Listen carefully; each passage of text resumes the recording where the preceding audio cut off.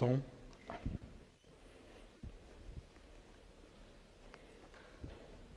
Com a minha voz, eu clamo ao Senhor. Nesse mês nós estamos falando da oração, não é? Essa música é muito, muito, muito propícia. Deus abençoe aos coralistas. Eu soube pelo irmão Leandro que está faltando homens. Olha um desafio. Você acha que você não tem nada para fazer na casa do Senhor? Né? Fazer parte de algo como isso é maravilhoso, né? Servir ao Senhor, louvar ao Senhor. Que Deus abençoe. Vocês falaram profundamente no meu coração. Como os irmãos da música, né? A equipe de louvor mostrar um brinco, né? E com piano novo, agora bateria nova, estão esnobando hoje, né? Vocês têm conduzido a igreja a louvar o Senhor de maneira muito, muito especial. Deus abençoe sua vida. Muito obrigado por me ouvir. Agradeço ao pastor Sérgio que não está aqui pelo convite mais uma vez, pela honra. Ore ao pastor Sérgio, na manhã vai fazer um procedimentinho chato, um exame, mas Deus vai dar graça a ele. Mas, sobretudo, sou grato a Deus, porque é uma honra muito grande poder compartilhar a sua palavra. Esse é o nosso texto. Se o meu povo, que se chama pelo meu nome, se humilhar e orar e me buscar e se converter dos seus maus caminhos, então eu ouvirei dos céus, perdoarei os seus pecados e sararei a sua terra. Orando pelas promessas de Deus. Pai, eu te louvo pelo teu infinito amor, pela tua bondade. Eu te louvo porque o Senhor é um Deus que nos ouve. Obrigado, Deus, por essa certeza que nós podemos falar contigo e saber que nossas orações são ouvidas. E no tempo certo, da maneira certa, como lhe apraz, o Senhor nos responderá. Então, peço, Senhor, me use hoje, que eu fale coisas vindas do alto e não de mim mesmo. E especialmente eu peço, Pai, saia em nosso meio pessoas que ainda não entregaram suas vidas ao Senhor. Que hoje seja um dia de salvação. Que a Tua palavra encontre um lugar em cada coração, que ela transforme as nossas vidas. É o que eu peço ao Teu Filho amado, Jesus Cristo. Amém, Senhor. Esse versículo é muito especial, e muitas pessoas têm ele gravado, riscado na sua Bíblia, anotado. E quando nós olhamos para o contexto em que ele foi escrito, e hoje o irmão Reginaldo já leu esse texto, nós percebemos que há uma relação muito profunda entre a oração e as promessas de Deus. Depois de 7 anos e meio de construção, finalmente chegou o dia de inaugurar o majestoso templo de Jerusalém. E para isso o rei Salomão, ele reuniu todo o povo de Israel na capital, onde estava o templo, em Jerusalém. Não só o povo, mas todos os anciãos, os sacerdotes, os líderes tribais, para essa cerimônia de consagração. Irmãos, eles trouxeram a Arca da Aliança lá do antigo tabernáculo com todo o cuidado. E diz a Bíblia lá em 1 Reis, que quando colocaram a Arca da Aliança no Santo dos Santos, uma fumaça cobriu todo o templo. Uma fumaça tão espessa, tão palpável, que os sacerdotes nem puderam continuar ali em pé para ministrar. Está em 1 Reis, capítulo 8. Salomão, então, ele fez um discurso ao povo, destacando a fidelidade de Deus, o cumprimento das promessas de Deus. Seu pai, Davi, quisera ter construído aquele templo, mas Deus não permitiu. E ele prometeu a Davi, Davi, você não vai fazer esse templo, mas um descendente seu o fará, Salomão. Então ele estava agradecendo a Deus por ver o cumprimento daquela promessa feita ao seu pai sobre a construção do templo. E depois então ele faz uma longa oração de dedicação, pedindo que Deus ouvisse as suas orações, e que ele ouvisse as orações feitas naquele lugar, e que ele perdoasse os pecados do povo. Você deve ler essa oração, que está no 2º livro das Crônicas, capítulo 6. Após essa oração, diz a Bíblia que Salomão ofereceu um grande sacrifício. 22 mil bois, 120 mil ovelhas. Foram 14 dias de festa, de celebração, pela consagração do templo de Jerusalém. Parece que não foi imediatamente depois disso, porque Salomão ainda foi construir o palácio real, mas depois dessas coisas, Deus, o próprio Deus, falou a Salomão essas palavras que já foram lidas hoje. Se, por vezes, eu fechar o céu para que não chova, ou ordenar que gafanhotos devorem as suas colheitas, ou enviar pragas entre o meu povo, olhe onde está incluído esse texto. Depois de uma série de castigos. Se, um condicional, o meu povo então, que se chama pelo meu nome, humilhar-se e orar, buscar a minha presença e afastar-se de seus maus caminhos, eu os ouvirei do céu, perdoarei os seus pecados e restaurarei a sua terra. Olharei e ouvirei atentamente cada oração feita neste lugar. Note, irmãos, que na mesma proporção que Deus prometeu castigos como seca, pragas, doenças, se Israel fosse infiel, Deus também prometeu que sempre que a nação se humilhasse, se afastasse do eu, que buscasse a sua presença e orasse, Ele, o Senhor, os ouviria, perdoaria os seus pecados e restauraria a nação. Olha de novo, mas a promessa de Deus a Salomão e a toda a nação de Israel no versículo 15. Olharei e ouvirei atentamente cada oração feita neste lugar. Irmãos, que promessa maravilhosa de um Deus soberano, tremendo, dizendo, prometendo que cada oração que fosse feita, Ele escutaria cada uma delas atentamente. E a promessa que Deus fez à nação de Israel se estende a mim e a você, aos filhos de Deus. Lá em 1 Pedro, capítulo 3, o apóstolo disse, os olhos do Senhor estão sobre os justos e os seus ouvidos atentos às suas orações. O próprio Senhor Jesus Cristo disse aos seus discípulos, lá em Mateus 21, que tudo que pedirdes na oração, crendo, o recebereis. Portanto, baseado nas promessas de Deus, nós podemos, irmãos, devemos crer e orar confiando que Ele está pronto a nos ouvir. Devemos clamar com as nossas vozes ao Senhor. Cada uma das nossas necessidades, Deus está disposto, o Criador, a nos atender. Isso é tremendo, é um privilégio. Que coisa linda, ter um Deus que está atento a cada oração. Em 1943, o psicólogo Abraham Maslow, os psicólogos vão ficar atentos agora, né? Ele publicou um artigo que ele revolucionou a psicologia, intitulado A Teoria da Motivação Humana. E nesse trabalho, esse cidadão Maslow, ele definiu 5 categorias de necessidades humanas e que são comumente representadas assim, numa pirâmide. E essa pirâmide ficou conhecida como a pirâmide de Maslow, ou a pirâmide da hierarquia das necessidades humanas. Se você é um estudante da área de humanas, você já viu essa pirâmide. Se você fez um cursinho qualquer de relações, você já viu essa pirâmide. E se você não viu, está aí pela primeira vez para você a pirâmide de Maslow. Muito conhecida pelos estudantes da psicologia. Nessa pirâmide são representadas, a partir da sua base, as necessidades dos seres humanos, categorizadas em 5 categorias. Né? São elas, fisiológicas, de segurança, de amor, de relacionamento, autoestima e de autorrealização.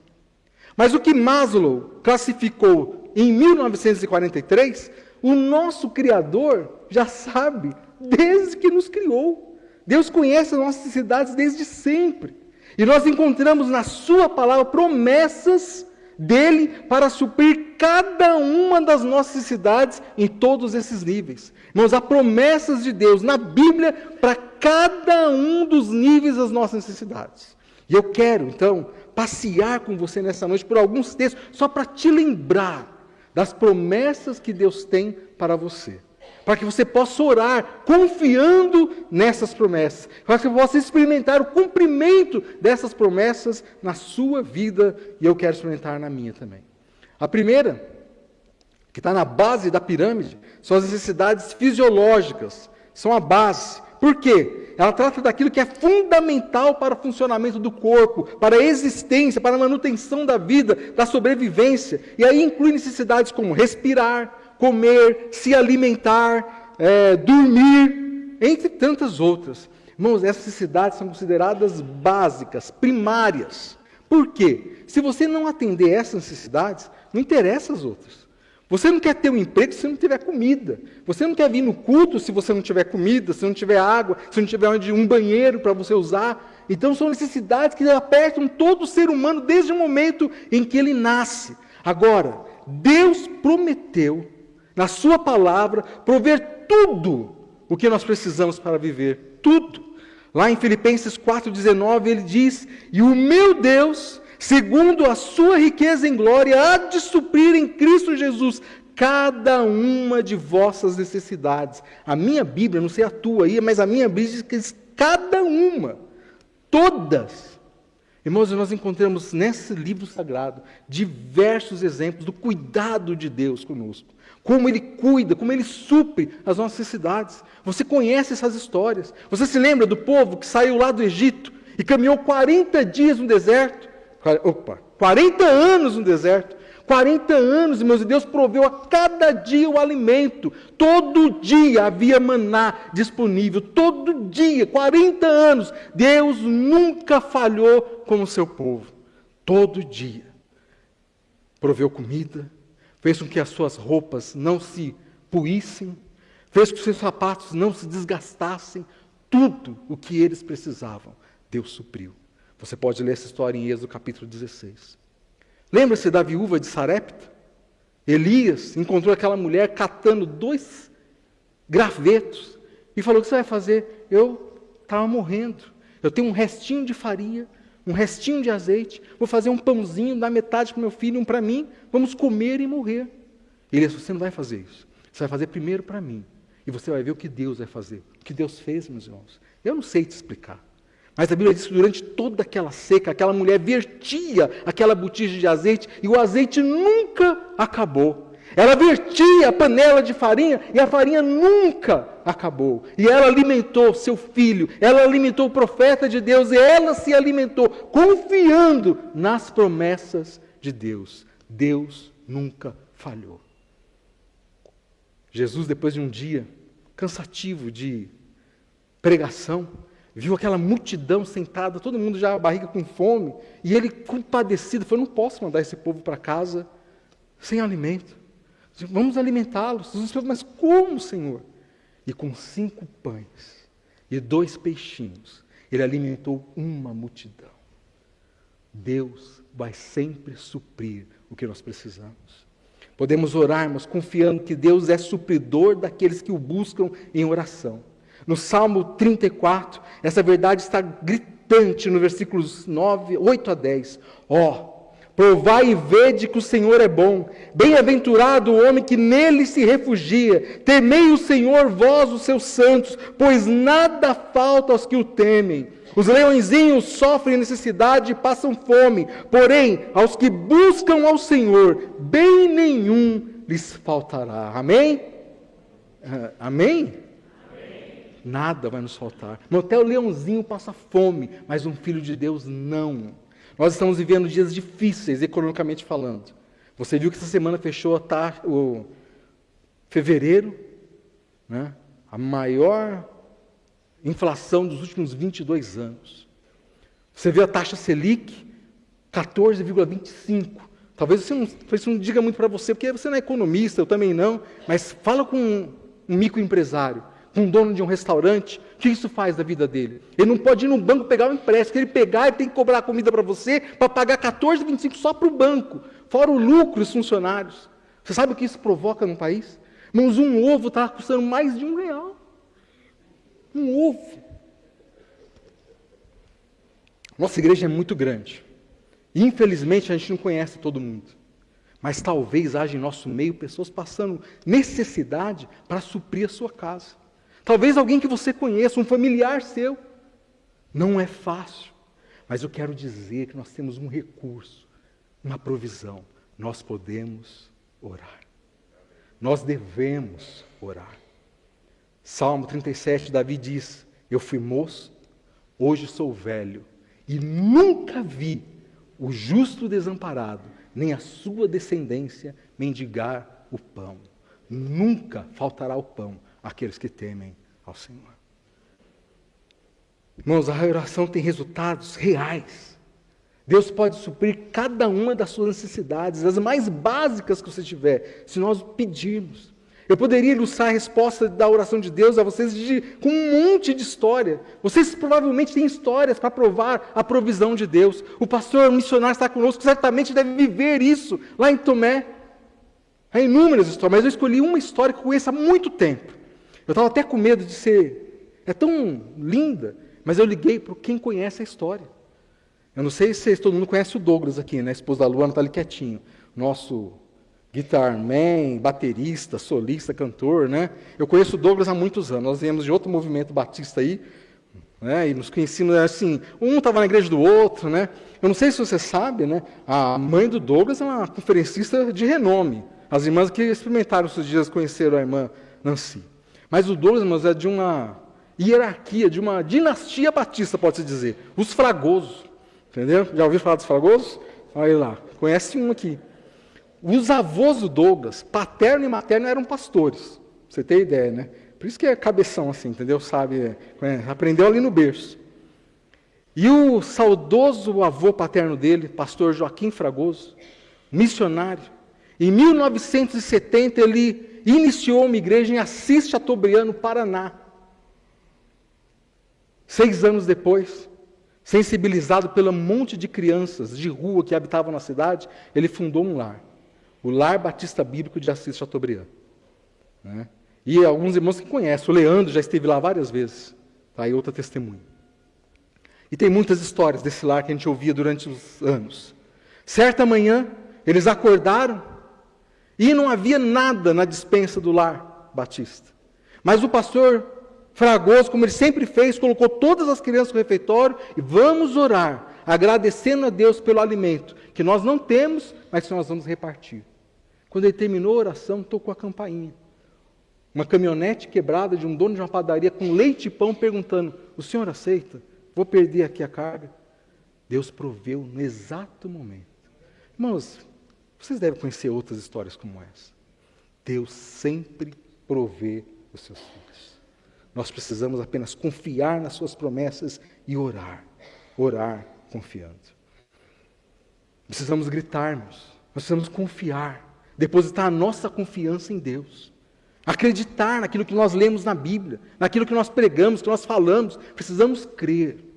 2 garotinhos foram na casa passar um final de semana com seus avós, né, e um deles faria aniversário no dia seguinte, né, nos dias seguintes. Então, na hora de dormir, os dois se ajoelharam, cada um no seu canto, na sua cama, né, o quarto do avô era do lado, e ele começou a orar bem alto, gritando, Senhor, eu preciso de um PlayStation 5, Pai. Senhor, se possível, com 3 jogos, mais uma bola de capotão também, Senhor, seria uma bênção. Aí o irmão dele jogou o travesseiro, seu palhaço, Deus não é surdo não. Deus não, mas o avô e a avó, né? A gente pede sempre desconfiado, né? Será que Deus nos vai ouvir a nossa oração? Precisamos confiar nas promessas de Deus. Satisfeitas as necessidades fisiológicas, a próxima no nível da hierarquia ali são as necessidades de segurança.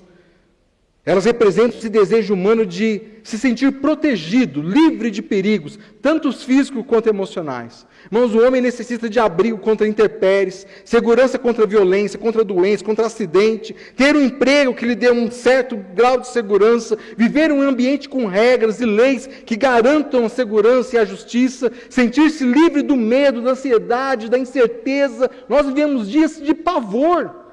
Ligamos a televisão e ficamos assustados. Hoje eu estava vendo como o Rafael estava falando dos crimes do Ipiranga. A gente viu um rapaz perder a vida por causa de uma bicicleta. E a gente vive assustado. Uma moto peça parte de nós, a gente, ai meu Deus do céu. Não, vivemos com medo, insegurança.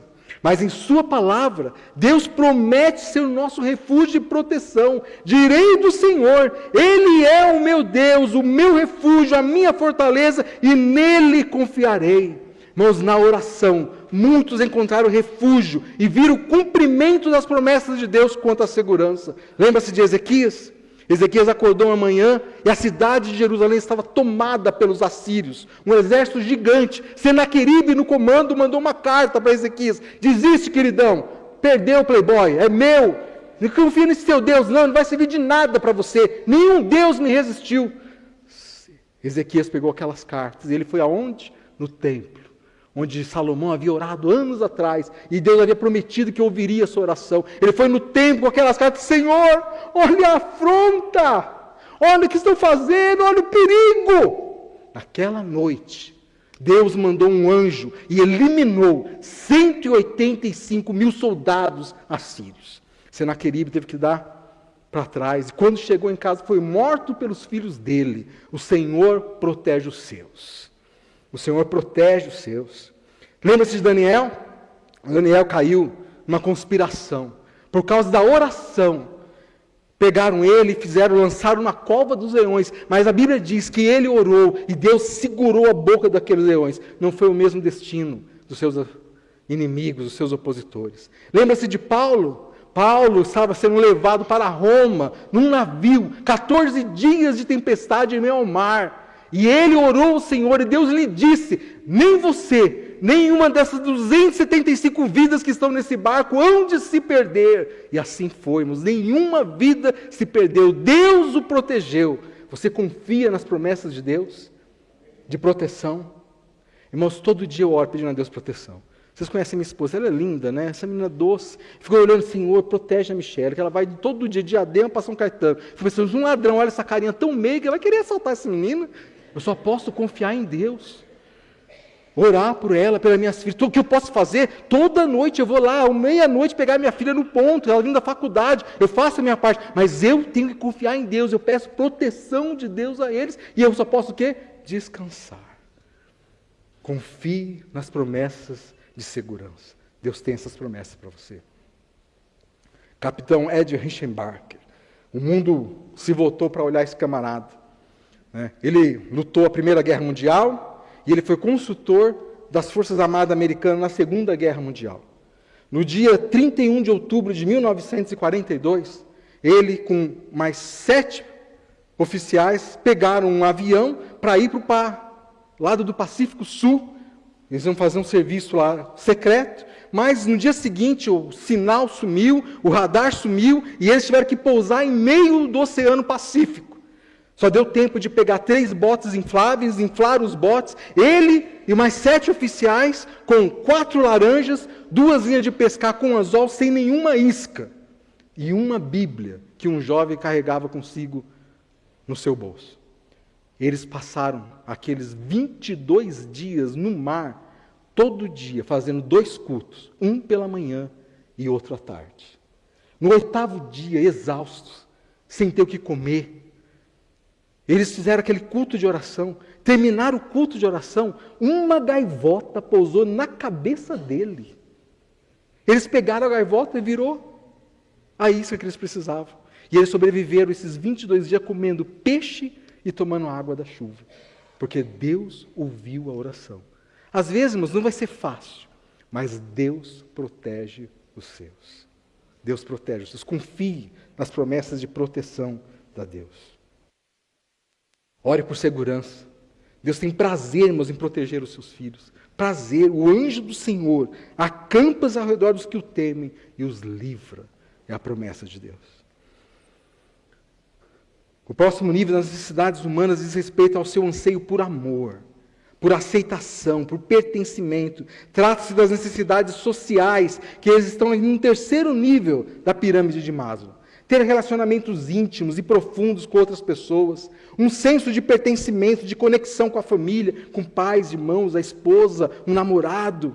Sentir-se aceito, valorizado pelos outros, independentemente de suas falhas ou imperfeições. Sentir-se parte de um grupo, de uma comunidade. Dar e receber amor são as facetas dessa necessidade.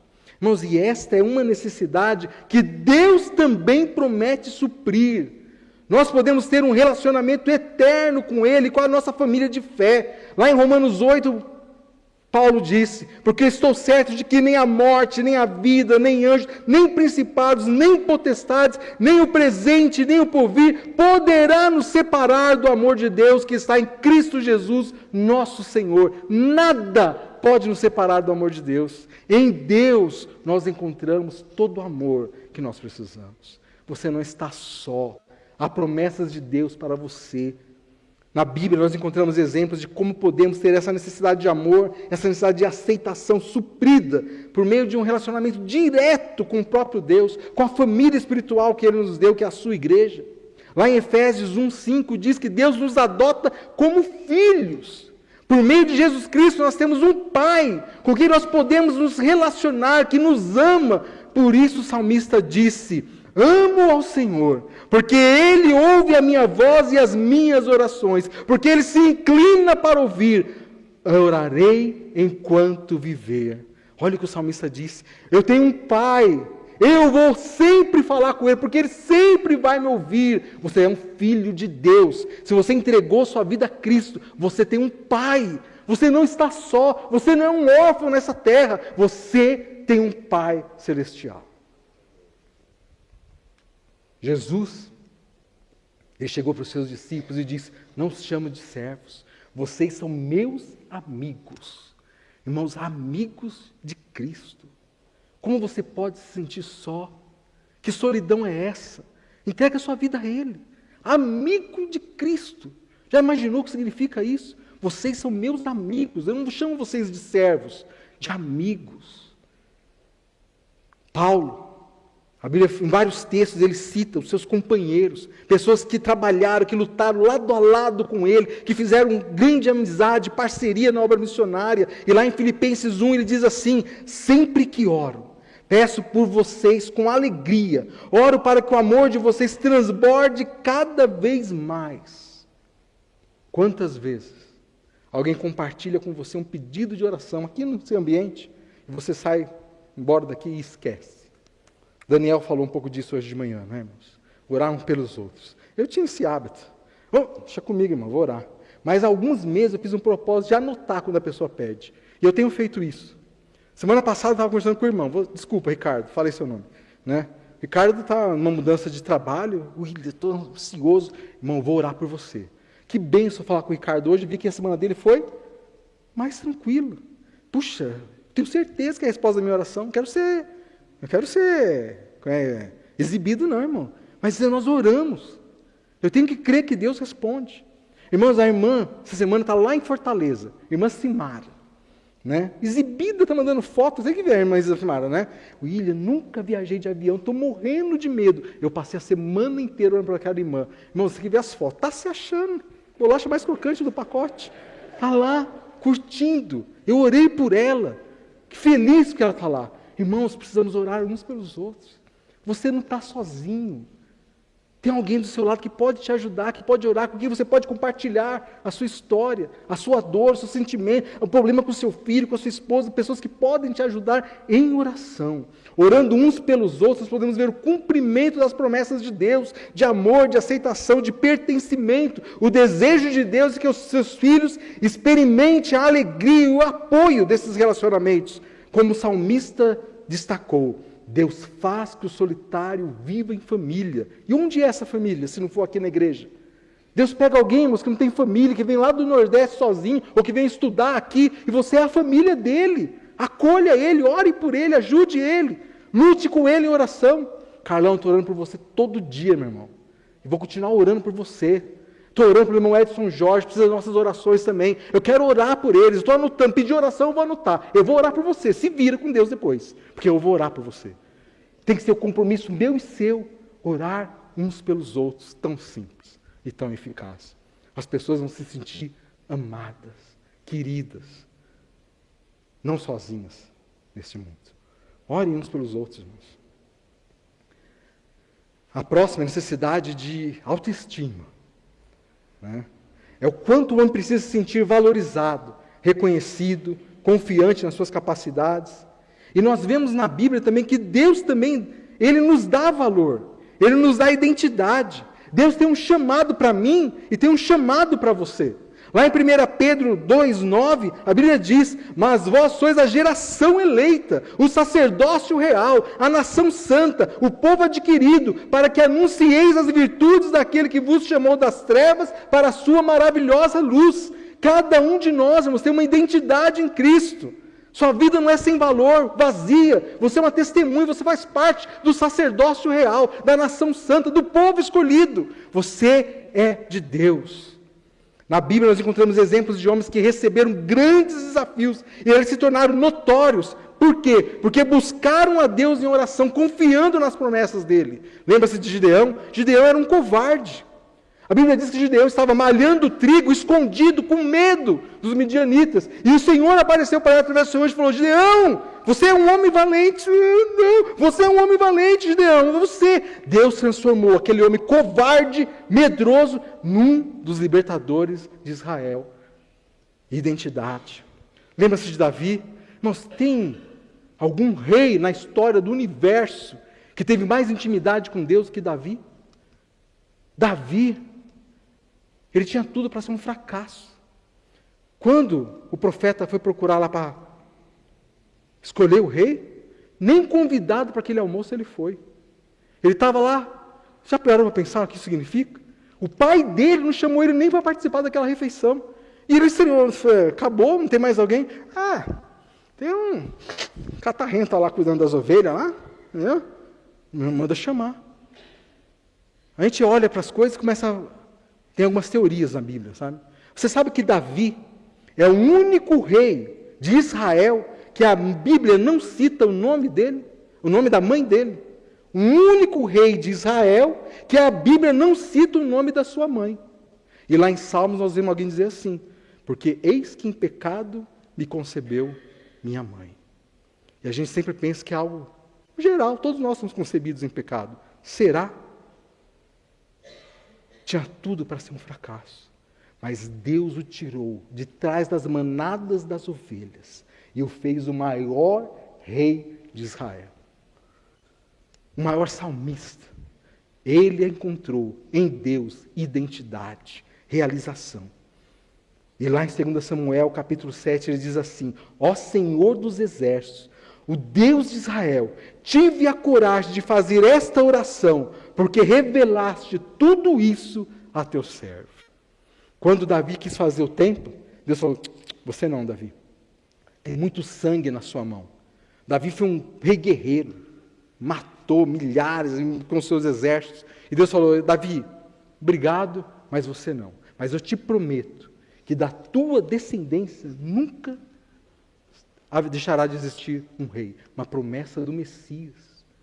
E ele, Davi, quando ele ouviu aquela promessa, é verdade, Deus. É verdade. Eu tenho coragem de orar por causa das tuas promessas. Mas as promessas de Deus devem nos incentivar a buscá-lo cada vez mais.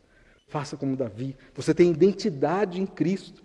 Pedro era um pescador, um impulsivo, um camarada indomável. E Deus transformou ele num apóstolo, um dos principais líderes da sua igreja. E Deus falou para ele, entregou nas mãos de Pedro o seu rebanho. Pedro, apacenta as minhas ovelhas. Apacenta. Aquele pescador inculto virou o pastor eleito pelo próprio Cristo. Vejam como é grande o amor que o Pai nos concedeu. Que fôssemos chamados filhos de Deus, e que de fato somos. Por isso o mundo não nos conhece, pois não conheceu a Ele. Esse versículo destaca que através de Cristo Jesus, nós recebemos a identidade de filhos de Deus, um status que nos distingue do mundo. Há muitos anos atrás, um líder da juventude da igreja onde eu vim, estava sentado no metrô, ele e mais 2 rapazes do lado dele, e de repente um deles se levantou e saiu. E aí o outro rapaz: você viu? Você viu o quê? Era o filho do governador. Você está do lado do filho do rei, rapaz. Sabe que emocionante. Já pensou nisso? Toda vez que a gente está perto de você, você fala: oxe, quem te deu autorização para você estar perto do filho do rei? Não? Você é filho do rei. Filho de Deus. Você tem identidade em Cristo Jesus. E por último, no topo, está a necessidade de autorrealização. É o desejo humano, irmãos, de alcançar o máximo potencial pessoal, de realizar as suas aspirações mais profundas, de deixar uma marca. É a busca pelo desenvolvimento pleno das suas capacidades, por um sentido na sua vida, por contribuir com algo maior do que ele mesmo. E Deus tem também um chamado, um destino para cada um de nós. Lá em Jeremias 29, versículo 11, a Bíblia diz: porque eu bem sei que pensamentos que tenho a vosso respeito, diz o Senhor, pensamentos de paz e não de mal, para vos dar um futuro e uma esperança. Irmãos, olha aqui, ouça Deus falando. Ô George, deixa comigo. Eu bem sei o que eu penso a seu respeito. André, estamos juntos. Eu sei o que eu espero de você. Eu sei o que eu espero de você, meu Paulo. Deixa comigo. Não importa o que os outros falam. Eu bem sei que pensamentos eu tenho de cada um de vocês. Irmãos, não há nada melhor do que se realizar em Deus. A disciplina da oração, baseada nas promessas de Deus, pode nos levar a uma vida que glorifica a Deus, que nos dá um propósito na nossa caminhada. E Abraão, ele recebeu o chamado para ser um pai de uma grande nação. Ele intercedeu pelo povo de Sodoma e Gomorra. Sua oração, sua obediência, o levaram a cumprir o propósito de Deus que Deus tinha para a vida dele. Abraão cumpriu o propósito que Deus tinha para a vida dele. E Deus o abençoou. Moisés, irmãos, ele tinha sido expulso do palácio. Um homem que frequentou os palácios do Egito. Um homem que foi ensinado na Universidade do Cairo. De repente, com 80 anos, jogado no meio do deserto. Deus conversou com ele em Horebe. Falou: não, Moisés, não é para isso que eu te chamei, não. Você vai libertar o meu povo. Deus deu um propósito para Moisés. E Deus o abençoou. Um homem que teve uma vida de oração, que intercedeu. Tinha coragem de questionar a Deus. Se o Senhor matar esse povo, nem põe meu nome no livro da vida. Achou um propósito em Deus. Esther, irmãos, a nação de Israel ia todos perecer. E Esther foi desafiada. Esther, se você não fizer nada, Deus vai lhe arranjar socorro de outro lugar. Mas esse é o seu papel. Deus deu a ela um papel, um desafio, um propósito. Ela cumpriu o seu propósito. Você tem Neemias. Neemias ouviu as notícias dos muros e ele chorou. Mas Deus falou: ô Neemias, chorar por quê? É você que eu preciso para levantar esses muros de novo. Deus deu um propósito a Neemias e ele orou e ele atendeu o chamado de Deus. Após seu encontro com Jesus, Paulo era um perseguidor. Não, Paulo, tem um outro propósito para você, o pregador dos gentios. E quantas nações ouviram o evangelho por intermédio do apóstolo Paulo? Você já descobriu qual é o propósito de Deus para a sua vida? Ou você está aí dizendo: não, isso não é para mim, eu não tenho capacidade. Eu é que sei que pensamentos tenho de você. O que será que Deus espera de você? Deus tem um propósito para você. Você fica aí nessa depressão, achando: ó vida, ó Bart, né? Irmãos, Deus tem pensamentos a seu respeito. Ele espera algo de você, Ele tem um propósito para a sua vida. Você já descobriu? Todas as necessidades humanas, absolutamente todas, Deus conhece. E para todas, Deus tem uma promessa. Precisamos conhecê-las e agarrá-las. Ele é a fonte que supre cada uma delas. Não importa em qual nível da pirâmide você se encontra, qual é o seu problema, confie em Deus, porque Ele é fiel. Busque em oração.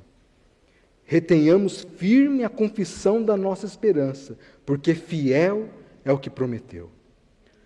Você já viu um passarinho assim, num fio ou num galho bem fininho? Eu fico sempre admirado, né, irmãos? Porque assim, eu também sou meio esbelto, assim. Se a pessoa eu dormindo num fiozinho assim, eu não conseguiria, né? Como que ele consegue ficar ali a noite inteira dormindo num fiozinho, né? Sem cair? O segredo está no tendão. Quando o passarinho dobra o joelho, um tendão dele aperta o seu pé. E dormindo ou parado, de joelhos dobrados, nunca o passarinho vai cair. Irmãos, isso é lindo. Para nós que estamos vivendo na corda bamba, para a gente que as coisas estão meio trêmulas, o segredo é dobrar os joelhos. Se você dobrar os joelhos confiando nas promessas de Deus, você vai experimentar todas as promessas que Ele tem para a sua vida. Todas.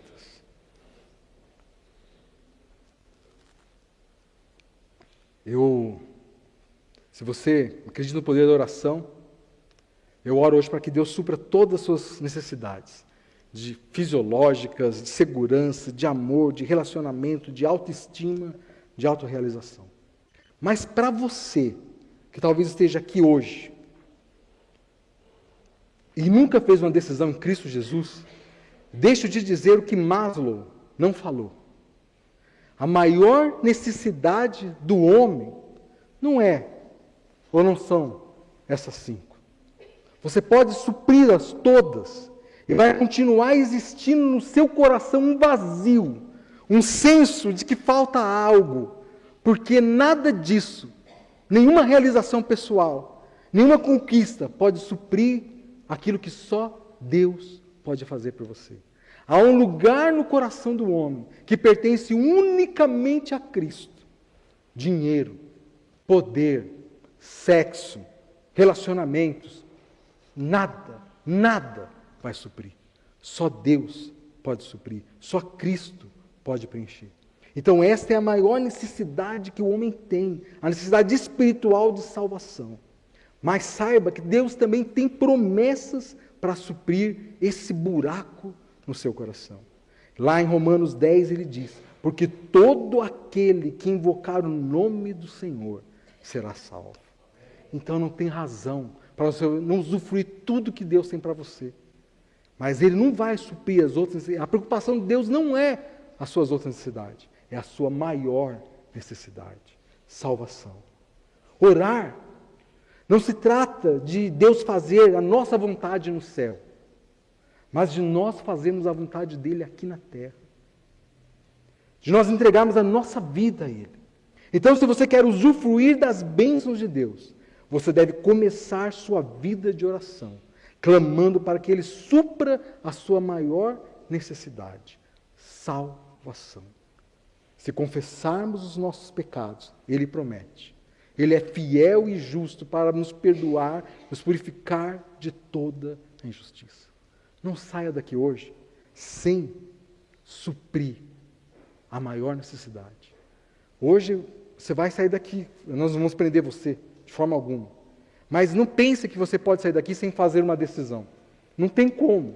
Se não te avisaram, eu estou te avisando agora. Porque uma decisão você vai tomar. Ou você vai rejeitar e vai sair daqui esquecendo o que nós falamos, ou você vai aceitar e deixar que Ele mude a sua vida. Mas sair daqui sem uma decisão, não tem como. Então entregue sua vida a Cristo. Deixa Ele preencher todas as suas necessidades.